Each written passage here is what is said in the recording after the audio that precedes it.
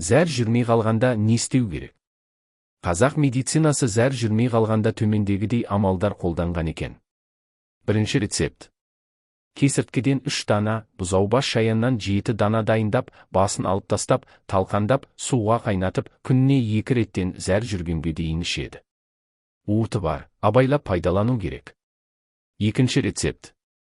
Жарқанат етін суға қайнатып пісіріп, сорпасын зәр жүрмей қалған ер адамның жыныс мүшесінің ұшына жақса немесе тамызса зәр жүреді. Ауру беті қайтқанша жағу керек. Үшінші рецепт. Қара шегірткеден 1 дана суға қайнатып ішеді. Төртінші рецепт. Қоян құмалағын кіндік ішіне сеуіп, үстінен суық су тамызса, дәрет өздігінен келеді. Бесінші рецепт. Шегірткені күйдіріп, түнімен астын ыстаса зәр келеді. Алтыншы рецепт. Бөкен тұяғынан 30 қайнатып ішсеңіз, кіші дәретіңіз келеді.